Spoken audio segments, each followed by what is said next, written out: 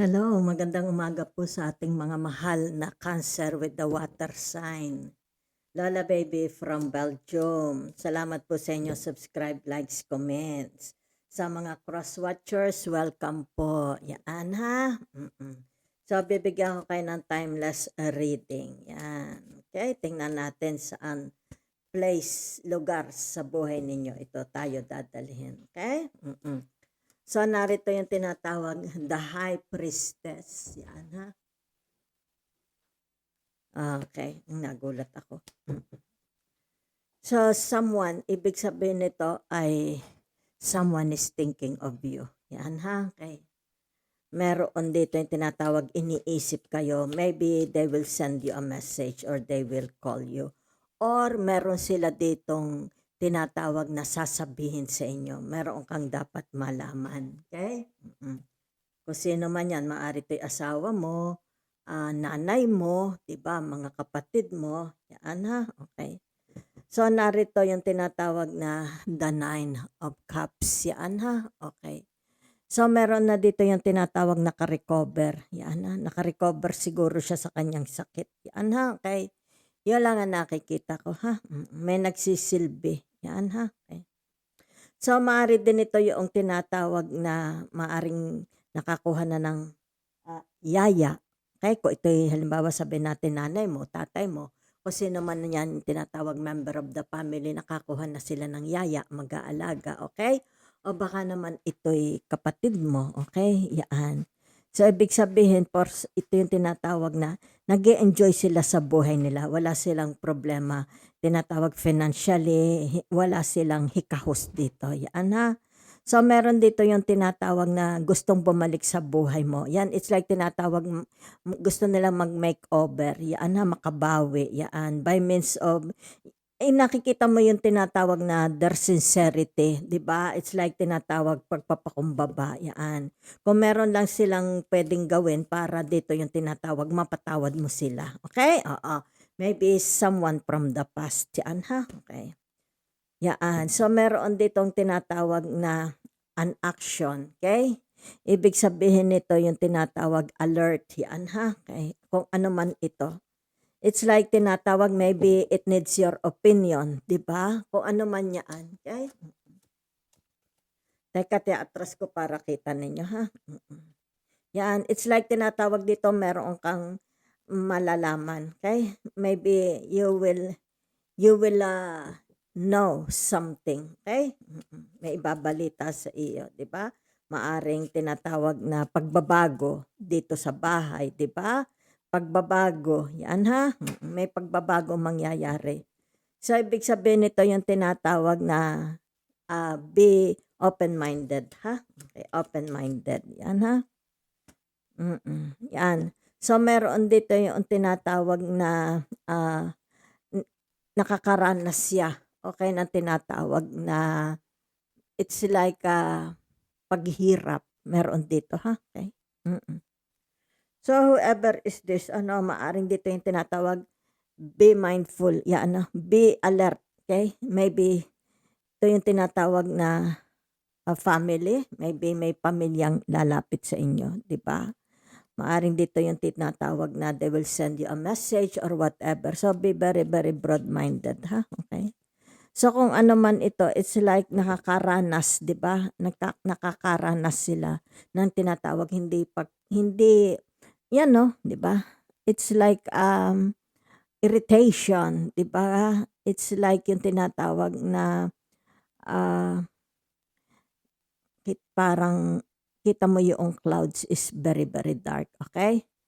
Yan. Whatever is this, okay? Ibig sabihin nito, magkakaroon dito ng confrontation kasi lumabas ang tinatawag na the Ace of Swords. Yan ha.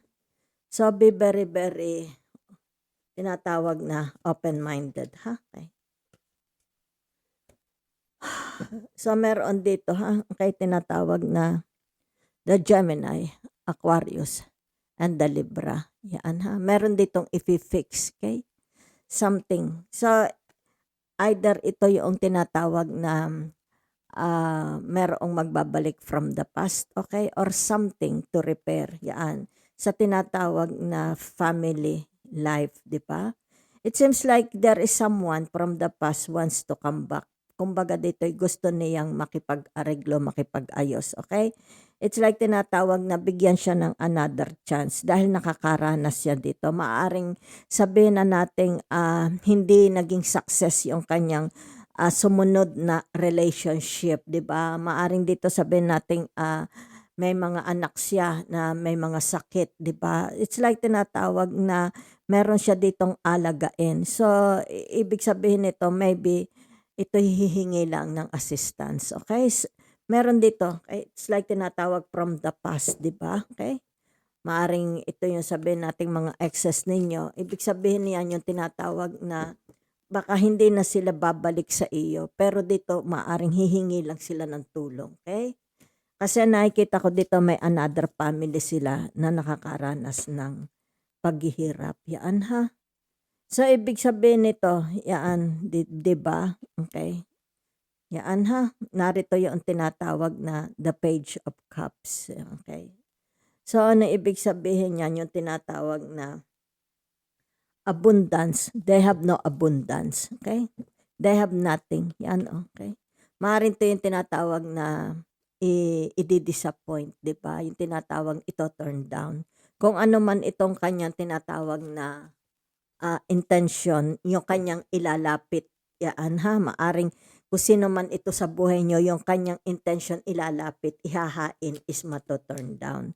Maybe kayo ang to-turn down o sila ang to-turn down, okay? So, ibig sabihin nito yung tinatawag na, yan ha. For some of you, kung ano man ito dahil nakalagay ha, is maaari ito yung tinatawag na kailangang magkaroon ng forgiveness, di ba? It's like tinatawag, forget the past, di ba? Forget the past. Yan ha, okay?